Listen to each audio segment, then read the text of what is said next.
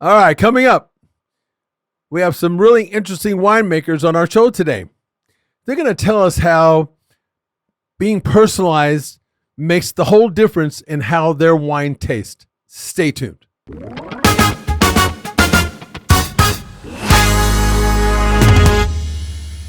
Well, here we are.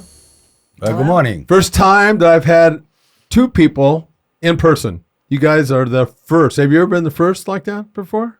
Yeah, my first one. No, this is my first. We're all doing our first Yes. of three people. Right. Listen, thank you for coming on the show. I know that originally how I learned about you was the fact that you came to one of my events. I had Stroke Warrior. I put on a Stroke Warrior Foundation event, and your wines were there. You guys were there, and I was really happy that you were one of the vendors. So thank you for doing that many years ago, as well as thank you for coming on today.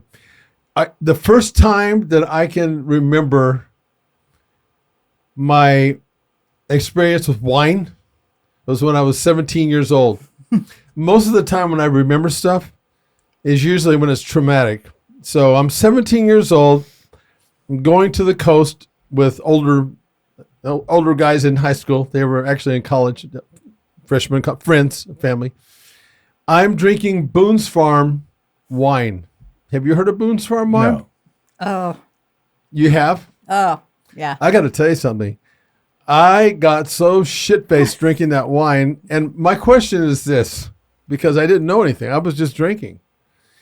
Did I get that massively hungover and the headache and feel like I was dying because of the sugar, because it was cheap wine? Was there a reason for that? Or is it just because I'm 17 years old and I'm experiencing wine for the first time? Well, maybe it's both. Maybe it's both. Okay. Because after that, I didn't experience wine again for years and years and years and years until I came across an article. I'm in a health and fitness business. And I'm always looking for edges in how to improve my health, how to improve the recovery from workouts. And I ran across a big article from the French. The French are big into wine. And it said that the wine was very healthy for your body. I thought that's good. And it became such a big thing at that time. It's like a real big thing that people were just drinking a lot of wine. And so I started drinking wine, and as I usually do because I'm a bodybuilder and I have a very addictive personality, they said that you should drink about 4 ounces a day. Mm-hmm.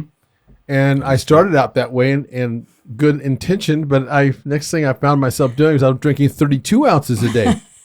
You know what I mean? But I will say that the wine, I had a different experience than I did when I was 17 years of age. So let me ask you this. I know that in my industry and all industries, we're competing against a lot of other people that are in the same business. Okay? And the name of your business is Cacciatore? Mm-hmm. Fine Wines and Olive Oil. Cacciatore Fine Wines. How did you come up with that name, first of all? Well, we should ask the owner. Oh, okay. The owner is actually Vincenzo Cacciatore, so it's his last name. So it's his last name. Right. Mm-hmm. Cacciatore, okay. Right. And so if I could just ask one direct question for now would be, what is it that makes your wine different or better than somebody else's wine that's saying the same thing out there? Is there an easy answer to that, or is it complex? Well, it could be both. Could be easy, could be complex. Depends how much we want to spend time and talk about it. But what we're trying to do, as the last name says, Vincenzo Cacciatore is Italian-born from Sicily. I'm Italian-born as well. I moved to the U.S. in 2007. And what we're trying to do here is bring a different style. Wine, in my concept, has to be something accessible to everybody and something easy to drink, simple. Yeah. Okay, and that's what we are doing with the Good Dog label, And That's this one right here. exactly. You said Good Dog or Red Dog? Well, Good Dog is the brand. Then Oh. we got different color. Oh. So Red Dog is for Cab and Merlot. Oh, there you and go. Pinot Noir. That makes sense. And then we got the Pink Dog, which is for a rosé. And then we got the White Dog for the very Pinot clever. Grigio and Yellow Dog for the Chardonnay. And we're actually bottling tomorrow a blend, which is going to be called the Purple Dog, which is actually a blend of Cabernet Sauvignon and Tannat. Okay. So going back, it's our style. For example, on the whites, they're very crisp with a little bit of, let's say, tartness to it. So that has to do with the way that it's maturing in those barrels. Is that what you're saying? It's the way that is produced since we pick the grapes. The sugar level is important. We don't want to overripe. We want to pick at about 12.5, 13.5% alcohol. Okay, and then we ferment in stainless steel. So there's no contact with oak at all. Really? Yes. It's interesting. Yeah, and we ferment also low temperature, about 50, 55, 58 Fahrenheit, just to bring out that aromatics. And can you produce and reproduce that at will? In other words, what you're saying, some of the numbers that you're giving out right now, you always do that? Kind of like with me. I'm very strict on numbers when I'm dealing with people, like to lose weight or gain weight or whatever the case may be. It's all about the numbers. Right. But it's also about more than that. It's about me having a good eye. I mean, is it just simple as just saying you go to that number every single time, or does there some fluctuation there? Well, that's what is the amazing aspect of winemaking. Yeah. That no matter what, every year is a little different from every other year. Yeah. So you have to adjust. But what is important to us is to deliver the consistency of the product. So Right. you might have fluctuation in alcohol percentage, you might have fluctuation in peaks of some kind of aroma rather than another, but the overall profile stays the same. Yeah. How many days, or maybe I'm not asking the right question, but how many days to get that 12.5%, I think you said, as far as how much sugar that you want? Is that right? Yeah. How many days is that of wine or the grape being in the field? Well, when we pick, we bring to the winery right away for processing. That's very important. So we squeeze the fresh grapes, we get the juice, okay, and so we clarify the juice, okay, and then we send it to fermentation. And the fermentation is the process of transformation of sugar in alcohol by the yeast. And this process is temperature driven. Yeah. The higher is the temperature, the quicker is going to be the process. So we want a longer fermentation, which lasts at least 10 days to 15 days. Okay, that's why the temperature is important. And that's in a stainless steel vat. Vat, Is that yes, right? correct. That's not what I'm used to seeing when I watch wine shows like that. They show all these barrels and things like that. So that seems to be a departure from what's the norm. Is that correct, or is that more common? I don't know anything about winemaking except for what I see on TV, but Right. I've always just noticed that it was about the barrels, and they talk about that all the time. Yeah, it's because most of the time it's more fascinating to see a wood barrel, than to see a big. See, this is the kind of stuff that most people don't know, right? That's just there's that But process. there's always the back door that open up to a different scenario on how things are done. Yeah. And then Debbie, you in this, so you're the I am the winemaker. You're the yes. winemaker, Yeah. and you're the person that sells what he makes. Exactly. Is that right? So Exactly. I'm assuming that you guys have a close relationship to some degree. I mean, I would think that you really have to know what the hell you're selling, and it's up to him to make sure that you know that. Well, and I know what he does is good. So Yeah. Do you do a lot of tasting of the wine? you know what? Sometimes I do. Lately, I have been. So that's nice to get my. Well, it's a opinion process, if I can say. I mean, Yeah. on it. Yeah. I have to say, as I said, the strategy, the production strategy, it's clear. It's what I said earlier. But then with Debbie, which brings the feedback from the public. Yeah. Okay, then of course, I mean, I like to do what I like, but I have to do also what other people like. That's so right. sometimes I gotta adapt according to the feedback of the market. I think that's really smart. I think it's really important. I think it's very difficult to have something that's unique that's out there, and yet you have to have the ability to obviously you're marketing to a consumer. Right. You know, so I think it's like anything else. You know, in my line of work, it's just there's such a process that most people don't know about to that end result.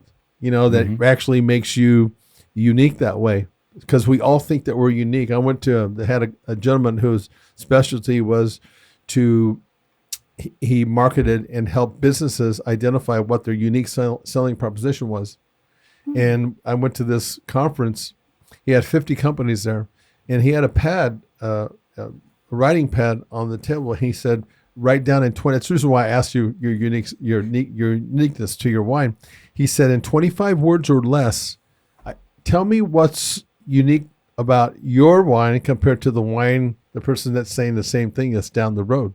I think, and you made a comment that the strategy that you have as far as you have a stated goal pretty much as a foundation that you work from. And then you go other places, but there's a foundation that you work off of. Yeah, absolutely. Yeah. Again, you see, for example, the American market, it's a wine market that is still growing. People is still getting educated to wine. And for this reason, majority of the public like a wine with a sweeter taste, a sweeter aftertaste.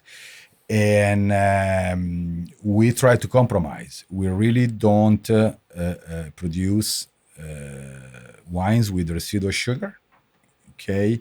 But we like to work on the gentle, the mellow, okay, that gives that aspect. And that's why when Debbie goes to these all these events, first, and Debbie can say for herself. I mean, people ask, what is your, the sweetest that you have? Well, we don't. Okay, but if you want to try this, I think you'll be pleased. You'll like it. As a matter of fact, they do, and they are wine with no sugar whatsoever. Really, and they're really understanding what we are trying to deliver to them. You know, when I got really surprised one time, again, this is when I was older. I'm Portuguese, but I never drank port wine. Oh. And I somebody that I was drinking this wine with, I didn't know it was port wine. I was drinking it like regular wine. Does that have like a much higher level sugar content or alcohol content or both? I'm gonna say both. Man, that thing really. Yeah. I never did that again. Yeah, it's more alcohol. I mean, port is definitely higher in alcohol. As far as sugar, depends what you're comparing with, but port usually they don't have a huge content of sugar. It's just that oxidation process that makes a wine called port that gives that roundness. What about your weather? I know that you again, I'm assuming that you have to have a certain kind of climate to grow grapes in. Would that be safe to say? Yeah. And if I'm thinking about, obviously the northern part of our state is considered wine country. If maybe I'm wrong, you can correct me. And if you're growing wine in our climate, like today it's 105. I don't know if you're actually growing grapes now, but does that present a whole different dynamic as far as how to make wine? Yeah. I mean, it's more difficult.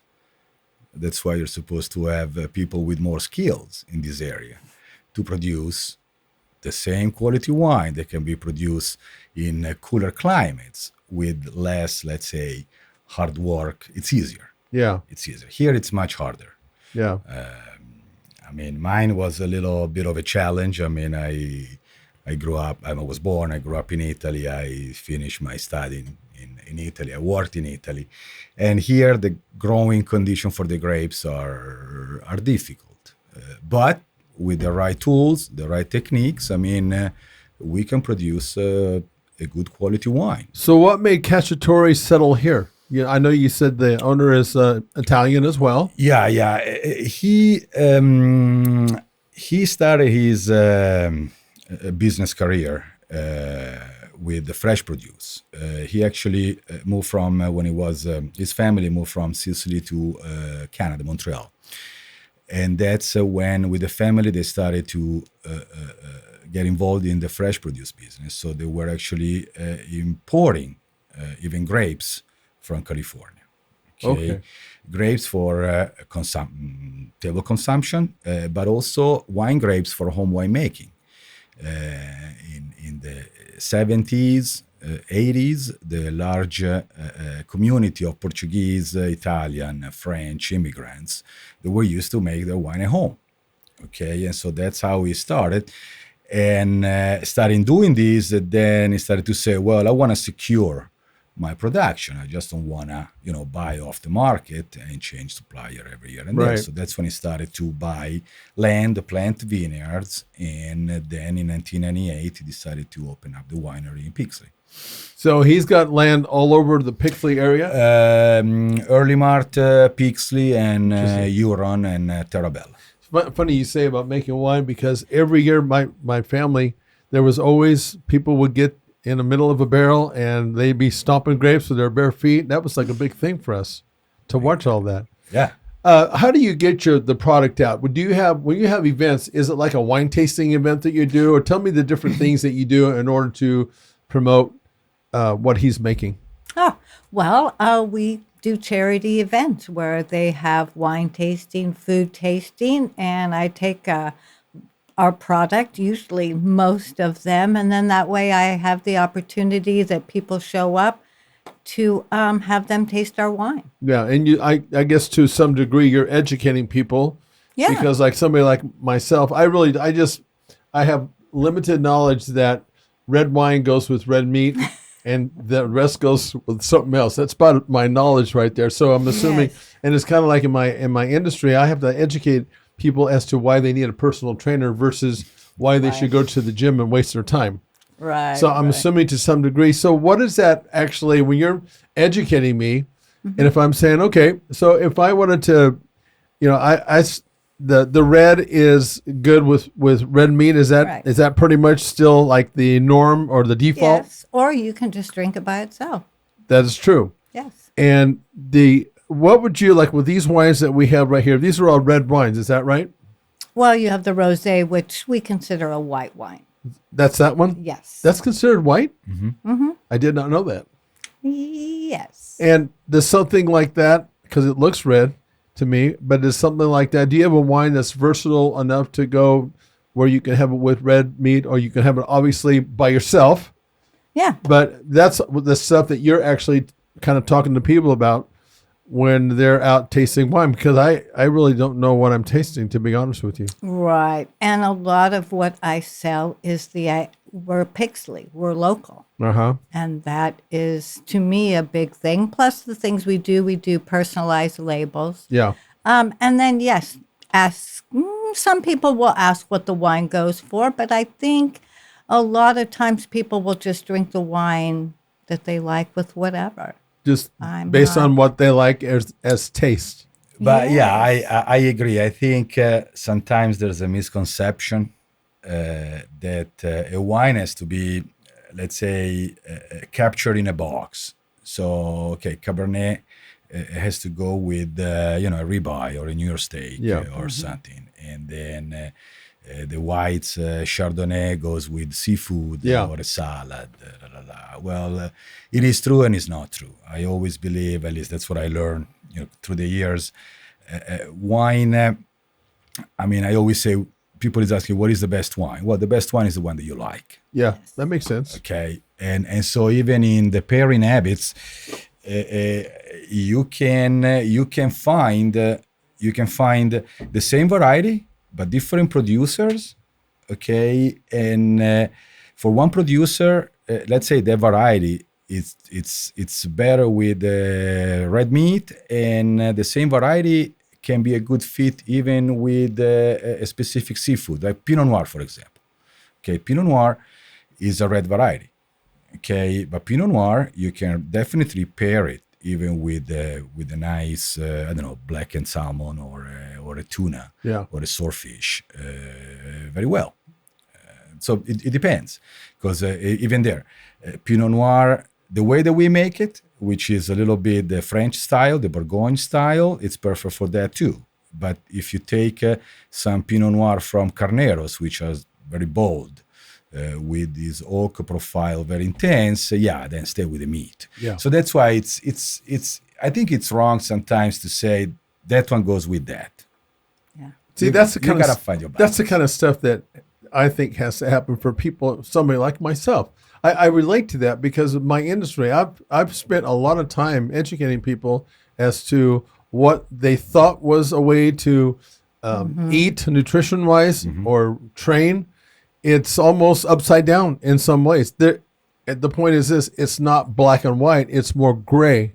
Right. And you I say agree. something that makes it very enticing to me and easy for me to understand when you just say, look, drink what tastes good to you and then work from there, I think is what you're Yeah, saying. absolutely. You said something I think that was very interesting. And I think a part of your unique selling proposition or your unique selling point, correct me, but that because I'm thinking, how do you possibly compete with big brands and, the big dogs out there? Not that you're not, but one of the things that you said that stuck out in my mind is you're personalized. Yes.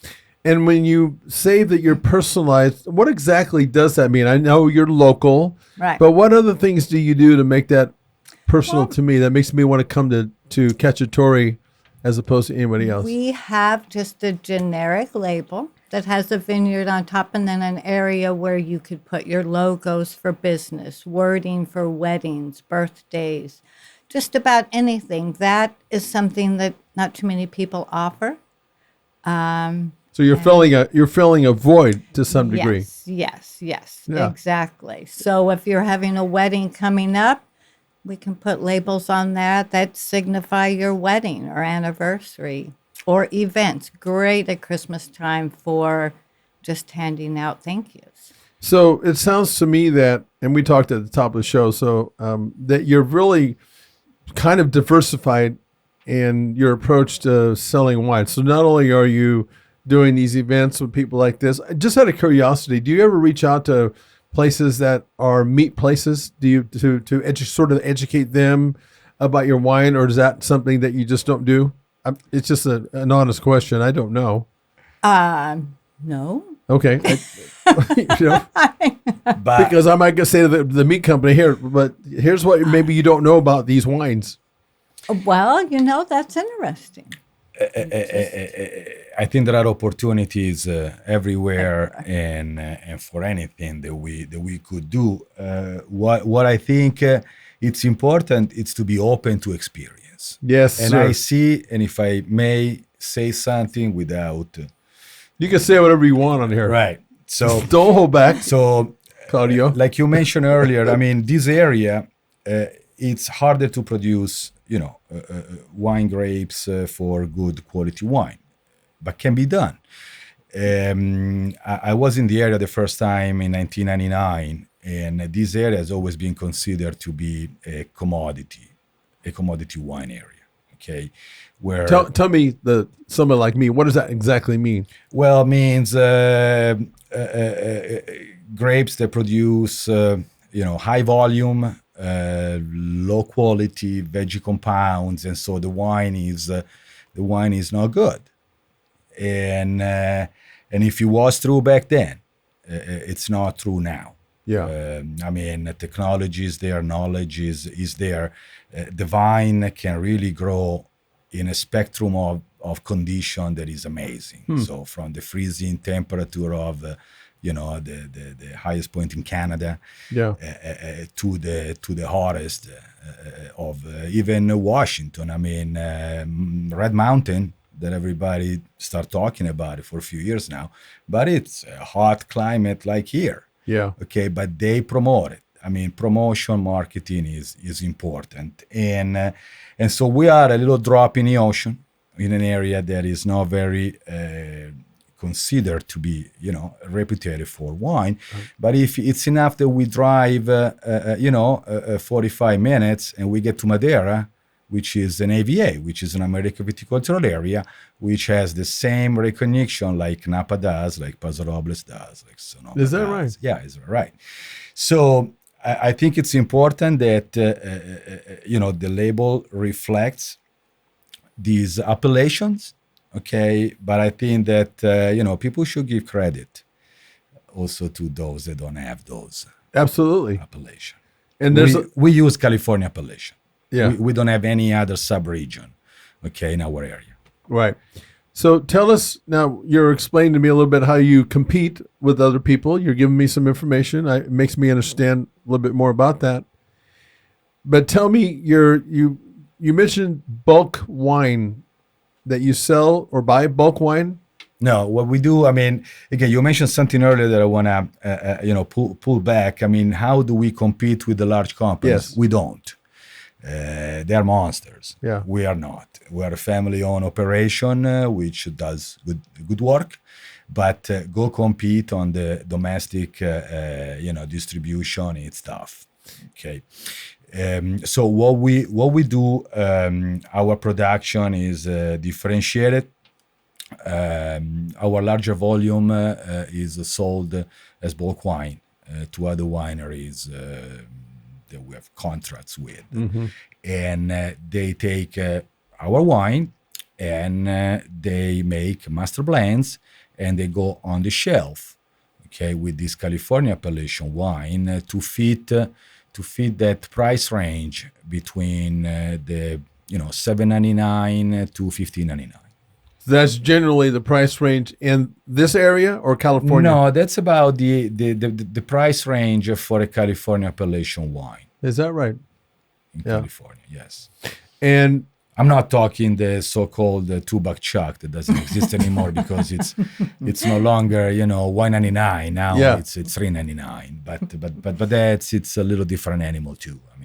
Yeah. yeah, you said something that is, I relate to you, and it correlates with my business also, because I do specialized, personalized training. I have personalized training studios.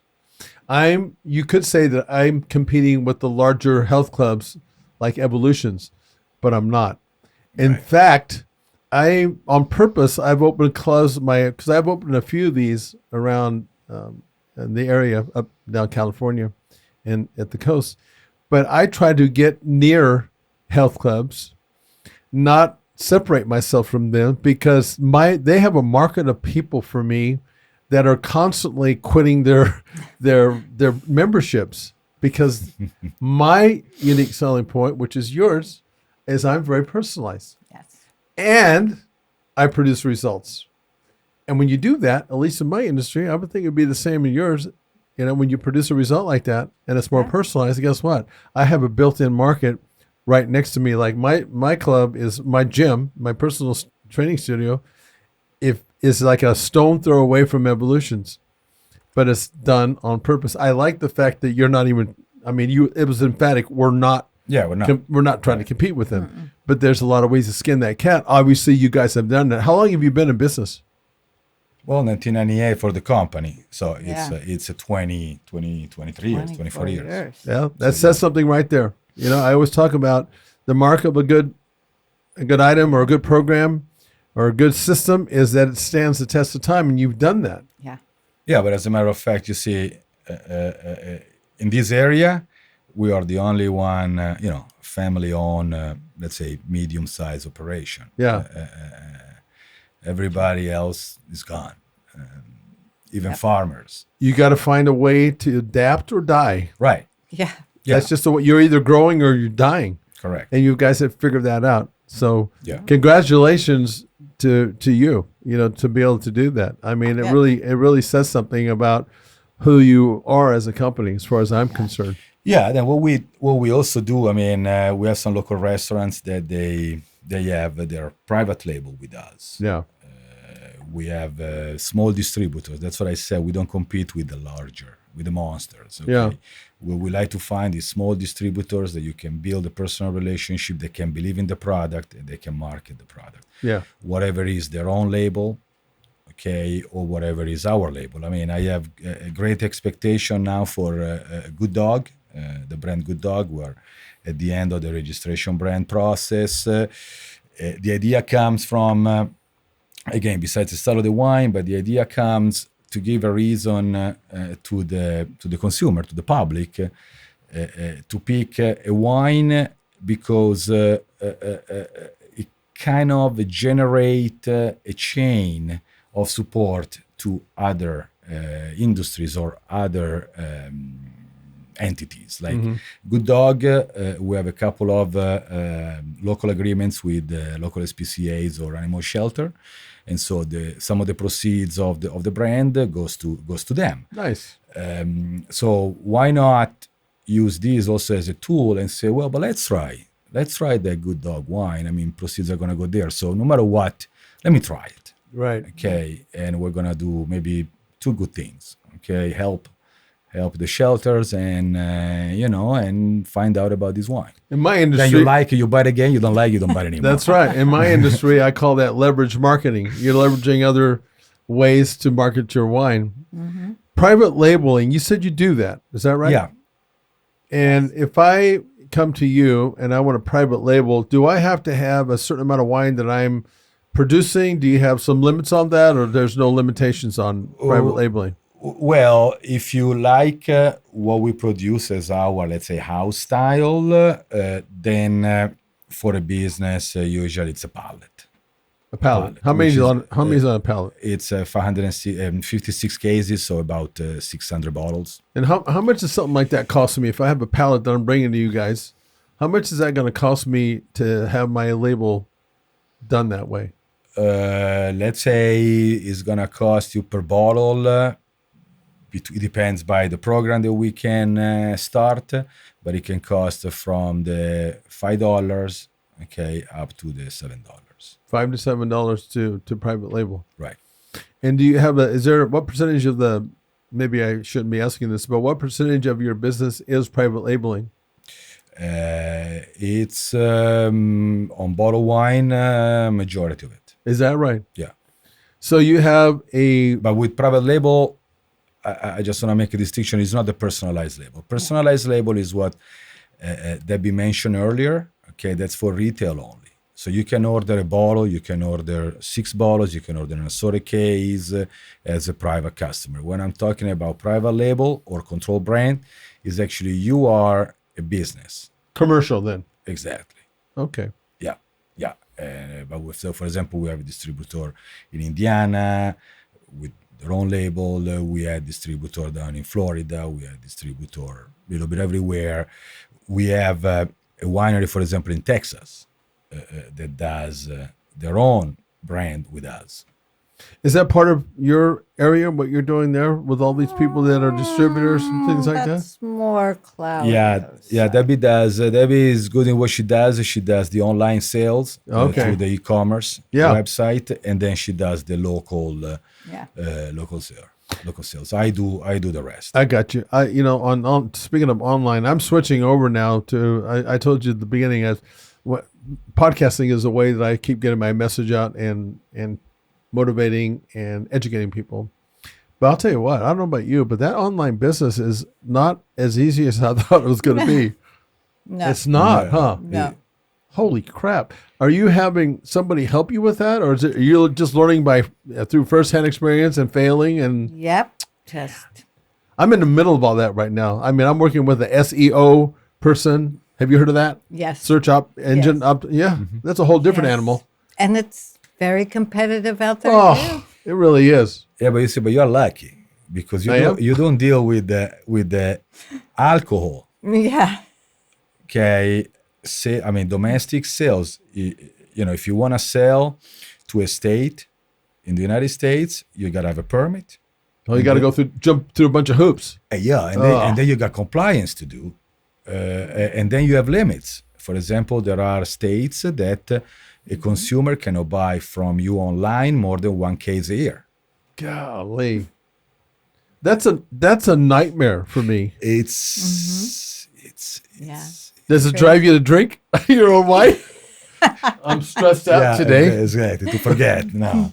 That's but crazy. It's complicated. Yeah. I mean, wine sales, it's not as easy as people might think. Nothing ever is. You know what I mean? No. It's never what you But see. especially wine, because like any other beverage with alcohol, Yeah. okay, it's very regulated.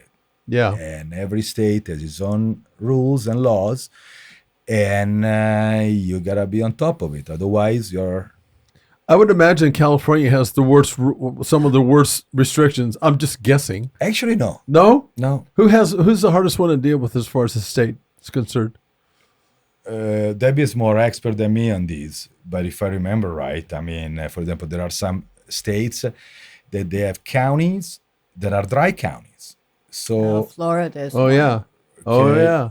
yeah, even Oklahoma, Oh, yeah. Alabama. So those are completely off limits, right? I mean, you don't have a... some Utah, counties, yeah. some counties you can, some other counties you can't. It's Yeah. You have to be, I'm sure you have to be in this thing every single day because I'm sure things change on a regular basis. Mm-hmm. Everything does like that, right? Yeah. Interesting. There's always this really fascinating, all we see sometimes as a consumer is just like, we don't see the process and how much you have to do in order to produce something.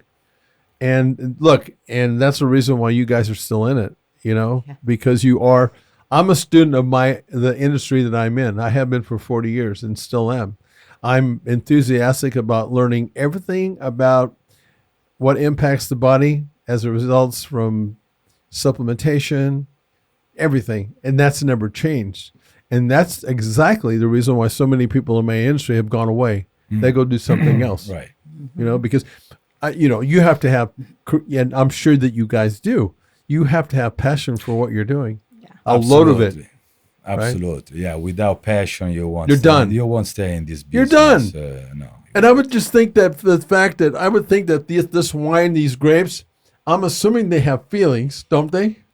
Yes, they do. They do, don't they? Yes. I mean, if a dog has feelings, this dog over here has to have feelings as well. Speaking of which, why don't we go ahead and if there's something that I haven't brought up that you want to talk about, please do, because I'm just asking the questions that I think that I should ask. But otherwise, can we taste some of your wine and maybe you can tell us like the proper way? I see people, they swiff it around and they smell it. What the hell? When I go out and eat at restaurants, I do that. I fake it, but I don't know what I'm doing. But we'll get to that. We'll get to that in a second. Okay. So, but no, something that I would like to spend a couple of words on is actually our extra virgin olive oil, Oh, yes. which is something that So you just sell extra virgin olive oil? yes, Oh. which is Grow it. right, which is a little of our pride. It's I like to present that more like a hobby rather than a real business. But simply because of volume. We do a very small volume, okay, and what we do is very unique. And too bad we didn't bring something for you to taste. We will, but it's the peculiarity of this extra virgin olive oil is that it's made with a mix of 21 olive varieties. They all came from Italy, the trees. The owner brought them. And there's no one else in California that has this platform of varieties. So majority of production of extra virgin olive oil, it's with Arbequina, San Frantoio. There's also a lot of Manzanilla that gets used for some olive oil, but Manzanilla is usually a table olive, for canning or for eating.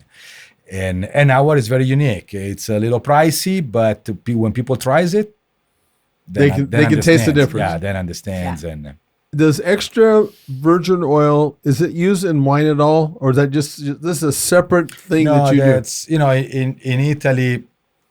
In Italy, there's it comes from the history, but usually where you have vines and wines, then you have olive oil as well. Okay, virgin olive oil as well. So that's interesting stuff. Yeah, maybe another time, because I've had people come on more than one time. We could talk about something like that, but that would be interesting. Okay, so this is a rosé. So what am I supposed to do with this thing? Am I supposed to swish it around or what? And why do I do that? So now, first, this is a rosé that actually we make with the Cabernet Sauvignon, which is unusual. A majority of the rosé are made with other varieties. And I tried this a few years ago, and I loved it. And our clients, they loved it too. And so we are keeping on doing it. The color is very light. It's not really a rosato, so a dark pink. It's actually more like an orangey color. And so we are supposed to do the swiveling is simply because aromas, okay, they express themselves better in an oxidative environment. So when they're in the bottle, let's say they're a little trapped, okay, and so they're in a reductive environment.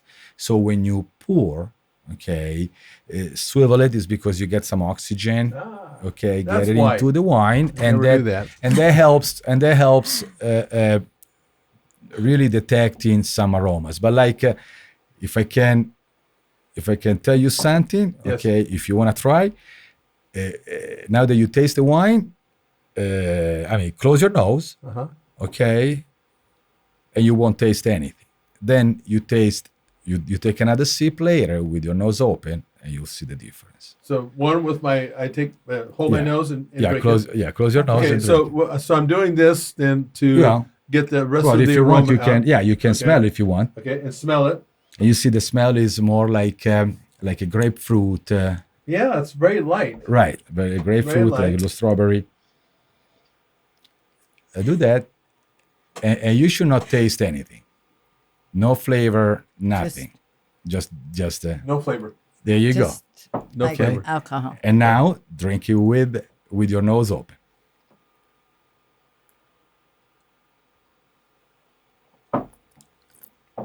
Definitely different. So light. It's so easy to go down. Right. That'd be scary for me. I drink the whole bottle. Well, but you see, this is when we first, and you feel the tartness.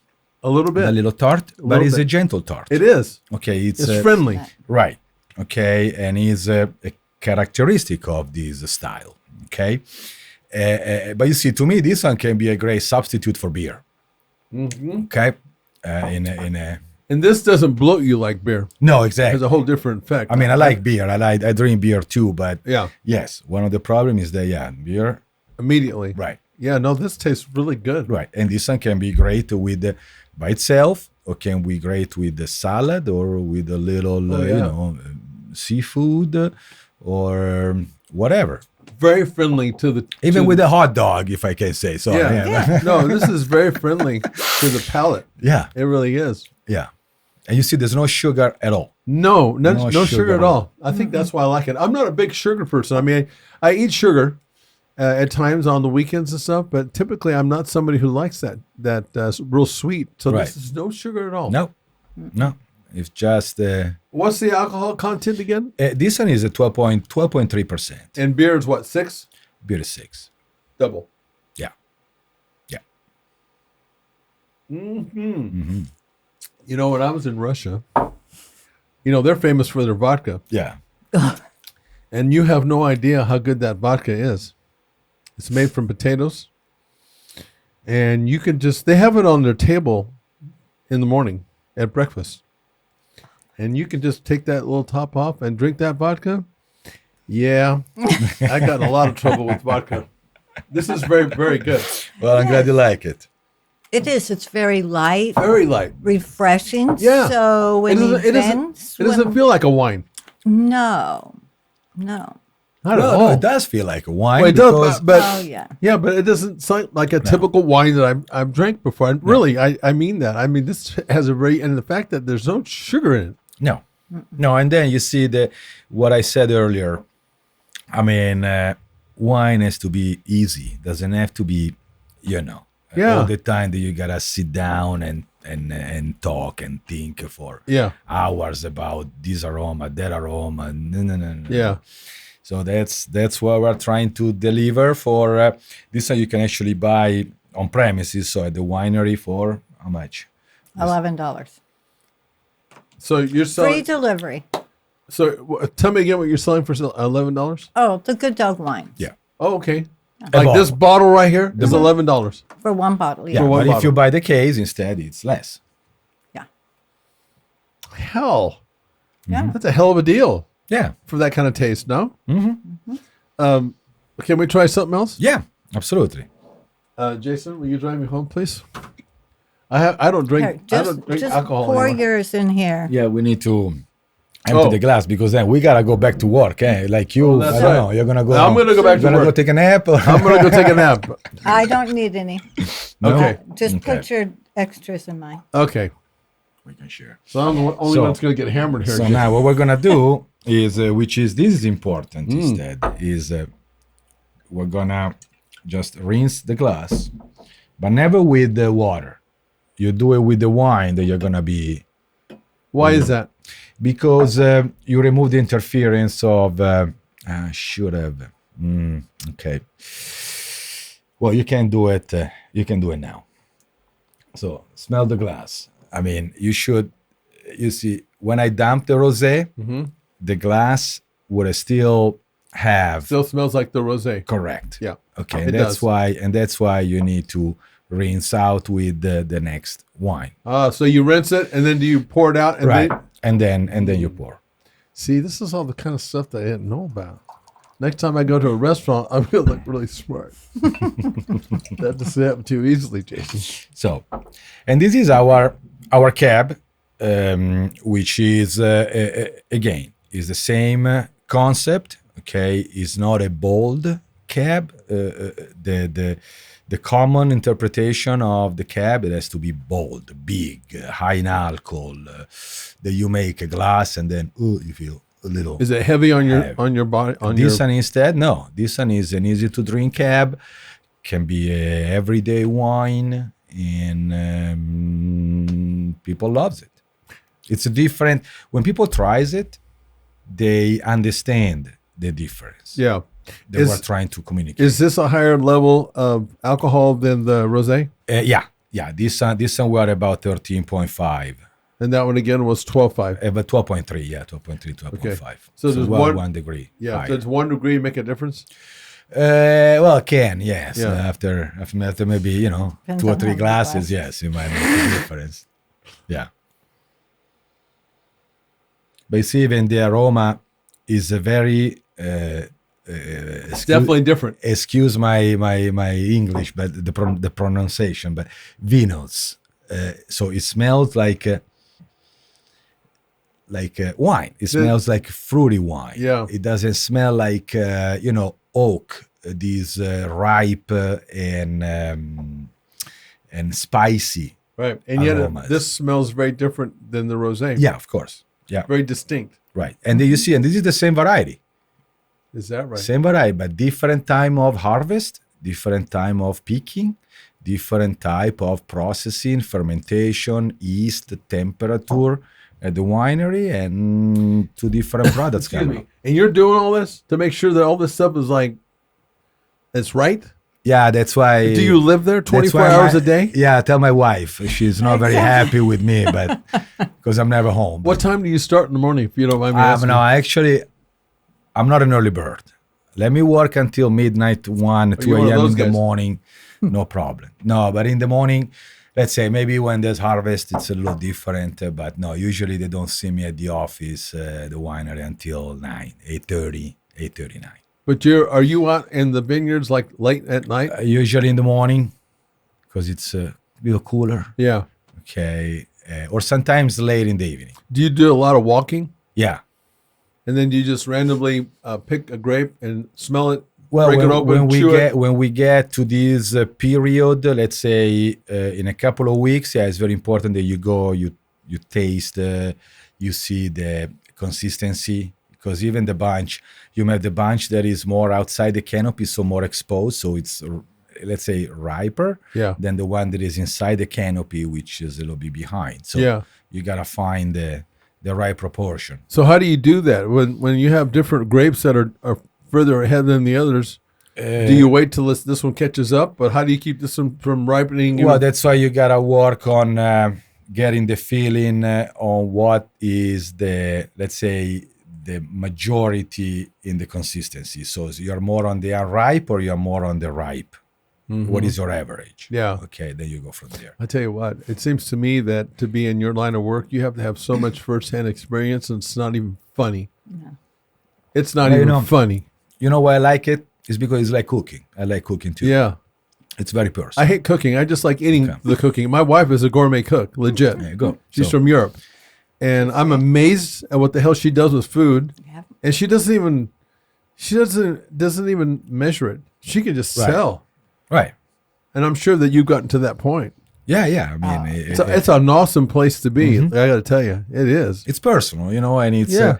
that how you personalize, how you Yeah. create something of your own. Yeah, I mean, you become a part of that wine. I think, Yeah. right? And speaking of which, can I have a sip of that one? Yeah. So you see, but this one, Yeah. you see, it's very fruity, Very and vinous at the nose, and in the taste, there's a little bit of an oak compound, but it's very Subtle. very blended in. Subtle. That you don't really, it doesn't dominate. To No. me, what is the good thing is that you gotta have a multiple spectrum of aromas that they gotta all pitch in together. Yeah. Instead of having one.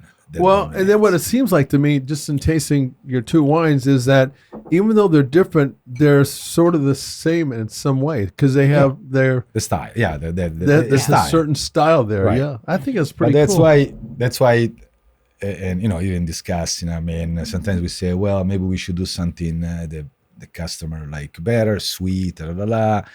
But then at the end, we lose our identity. Yeah. Because Yeah. I think what is important is that people that don't like our wines, okay, great. Hey, there's someone else. Yeah, You know, but you can't those, please everybody. Exactly. That's for sure. But those that they like it, well, they will remember us. That's what makes you unique. And remember, Right. I was asking you that in the beginning of the Right. show. You're telling me now. I'm seeing Well, yeah. exactly what's your uniqueness is. Right. Very cool. So, and no matter what, the good dog. Now Debbie is a fresher memory than me, but the good dog through we've been what now 5 years, Yes. and all the time we send you know our different vintages to San Francisco wine and spirits wine competition. Okay, Okay, and every year we bring home some awards. is that right? Yes. Yeah. Yeah. That's awesome. You know, it really is. It is. It really is. I think because there is so much out there to just know that what we have here can compete with. It's amazing. And yeah. It's something to be very proud of for sure. Yeah. Yeah. No question. So this one is La Gondola Reserve, which is what we consider our higher tier. So this one is actually barrel aged. Okay, So this one is not in a we ferment Stainless steel. We ferment in the stainless steel, but as soon as the fermentation maceration is over, then it does the malolactic fermentation. Then it goes in barrel, which is not a new barrel. As a matter of fact, you find not much vanilla, not much coffee. I mean, I like to use older barrels that complements the wine better, in my Yeah. opinion. We don't have, if I can say something in full honesty, what we're missing in this area sometimes is a structure. If you don't have structure, so a big shoulder in your wine, the barrel will overpower. The new barrel Is that right? will overpower. God. I would have never known this before. Whew. Let's see here. Learn something all the time. So this one is less fruity. I mean, less vinous. It's more ripe. This one to my And spicy. smelling it, it has a different like it kind of kicks me right in the nostrils a little Right. bit. This is Initially. probably what let's say the average consumer is used to smell more. I would say yes. Right. Yeah. Right. What's the alcohol? This one we're actually on the 14%.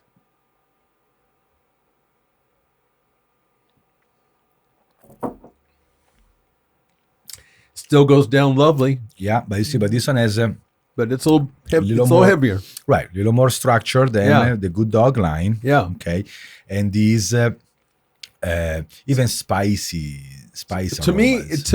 it almost feels a little bit dry. And Yeah. Is that right? Yeah, because something that the oak, Because I'm going like this. yeah, a little bit. something that the oak does, no matter what, the phenols, okay, are the one that are gonna dry your taste buds. Immediately. Yeah, Damn. yeah. That's interesting.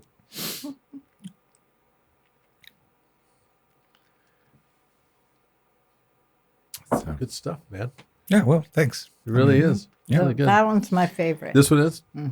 Well, then we have other varieties. There's actually another label on the La Gondola Reserve, which is a late harvest. Uh-huh. And that one is definitely a sweet product. That's almost like how I like to describe it, as a after dinner conversational wine, almost at level as a port. Yeah. It's not a port, but at that Yeah. level. And that one is made. We leave the different varieties, grapes hanging until late October or even late right? November, Yeah. until they get all moldy. Is that right? Yeah, you look at them, you say, what are you doing with that? Well, mold is good in that way, right? Yeah, Yeah. yeah, They make penicillin out of it, for goodness sake. exactly. There you go. I see nothing wrong with it. Yeah. Very And interesting. so next podcast that we'll do, we'll go on a different Yeah. a different wine. I want to ask you something, because I used to be a big cigar smoker, and then of course I drank wine. Do you do any kind? Back in the 80s, we used to have a lot of cigar parties, events at restaurants. Do you meet with people that are in that sort of that? I don't know how big cigar smoking is now, but there's something to be said for certain cigars with certain wine, maybe. Yeah, it could be done. I mean, I think cigars, they probably match better with some rum, some brandy, some of those Yeah. spirits, Yeah. rather than wine. I think that was, if I remember correctly, this happened back quite a ways. I did a lot of traveling in Europe, by the way. And I remember being in Paris, and I'm pretty sure that I was having wine with cigars. Yeah, I mean, it can be done. Yeah. It can Well, be that absolutely one, done. it really yeah, does. that one. That one does Yeah. that Yeah, to yeah, you. that would do good. That would do good. Really good. Yeah. Where can people find? I assume that you have an online. Obviously, you have an online Right. presence. Right. So why don't you let people know right now where you can actually go buy Cacciatore wine? Well, online, you can give me a call. I do local deliveries. Is there a minimum No. for local? You mean to tell me if I just buy one of those bottles for $11, you're gonna? How far do you drive? Visalia, Exeter. Really? That's where I live, Exeter. You'll take one bottle of wine out there? That's commitment, because that's going to cost you that in gas now. Well, I live that direction. Yeah. And if you really want it, and That's awesome. Yeah, no, then if I can say, I mean, there's a liquor store on Lovers Lane. What is the name? Rossie's. Right, so we're making... Oh, yeah, I know where that is. I used to have a Right. gym not far away from there. There you go. Very close to her. So go there and say that And you just- want to... Yeah. ask for Good Dog. There and Martin Bottle. Martin Bottle. That's on Walnut? That's on Walnut and Demery. And Yes, Yeah, I know go where that in is. there. I used to drink a little bit back in the day. I used to hang out with some Or folks. if you are on your way, to Sequoia Park and you want to stop in Three Rivers, there's a Three Rivers Brewery. Matt is a nice guy, does good beer, and so we help each other. Nice. And He so does. yeah, he also has the Good Dog. Wine and What's beer. the name of what's your website name that people can go to? CWOCORP.com. Okay. And then you have a whole presence there. Like I can go Yes. and look to see what kind of different wines that you have, and even your virgin oil, extra virgin oil. My wife cooks with a lot of that, a ton of it. Yeah. Before we go, I want to say something to you. When I was competing in my heyday, I was all over Europe, but never in Italy. When I was traveling all over Europe, I always heard people say, they'd ask, "Have you ever been to Italy?" And I said, "No." I said, "You got to go. It'll change your life." I went to Italy about 4 or 5 years ago for my birthday. Okay. I went by myself. I'm married to somebody who doesn't give a damn if I travel or not. Okay, we're just that way with each other. We do stuff together, but we do. I went home one day and I said, I'm going to Italy for 4 days on my birthday. See ya. Anyway, I got to tell you something. That trip changed my life, like everybody said. Wow. I was based in Rome because that was my first time. Right. I was based in Rome. And then what I did is I took day trips out to Northern Europe. I like Fiat and that whole story. So you went to Torino? I went to Torino. To watch actually a soccer game because Juventus. Yeah, okay. Cristiano Ronaldo plays. Was there. Yep. Yeah, okay. And I spent time in Venice, but what I liked is that I just hung out not too far away from the Colosseum or the hotel that I was in a little market area, just to get a feel for the people. It was the most amazing trip that I took. I got to tell you something. I love the energy of the Italian people, how they live life with gusto. That's what I got from my trip. I loved it so much. I bought a villa. I bought a villa in the Tuscany. Just recently, we're having it fixed up right now. That's how much I fell in love with your country and your people. They were so fantastic. Wow. And I've been around all over the place. And I've been in some really cool places. I really have. I've been to Portugal, and I always feel guilty because, I buy a place in Italy. But I got to tell you, man, the Italian people, for me, I'm all about Italians. I'm in fashion. My influence is Italian. It's changed me in a lot of different ways. Well, I'm glad. And so I appreciate it. I thought you might be Italian just because of just the way you handle yourself and the way that you talk. I figured that you were. Anyway, so I wanted to tell you that. I'm really big into your culture. And I appreciate the fact that you guys really came out here. You guys have been really good. There's been no hesitation. My assistant, when I told her, I go, why don't we see if Cacciatore will come out? And her response was like, why would they want to come out and do a podcast with you? I said, I don't know, but why don't we ask them? And you guys were just very up to doing this, and that just says something about you. But as soon as Debbie told me about it, I said, we got to do it. Yeah. That's so cool, and it's so awesome that you guys came on. I'm really honored that you did. I wish in the area there would be more interaction. Yeah. Which sometimes there isn't. Yeah. And, well, hopefully, coming on will help. I don't know if this really makes any sense. And Jason, in fact, Jason actually brought it up, that maybe at some point that we would actually come to your... Exactly. Yeah. I was going to suggest that. Yeah. I was going to suggest come to where you're at, and you could take us through. And we have to work out the details about a video crew doing that. But I would like to do that. I think that'd be so cool. And, with harvest coming up, I mean, we got a window that goes, let's see if I'm right or wrong, but I plan to start about the 10th of August. And then we're gonna go through until the end of October. So we got. I think that maybe that we can work with. The weather would be kind of a little cooler, right? In October, maybe closer to October, right? I would like to do that. I think that would be just really interesting. I agree. This is just the beginning of something that we can expand. Look, we can educate people's knowledge, and isn't that what we're here for? Great. You'll find a great partner. Good. Anyway, thank you again for coming on. I appreciate you giving us the knowledge that you did. And this has been a long time since I drank any alcohol. Good. Well, Leo, you can take it home. And, Very good.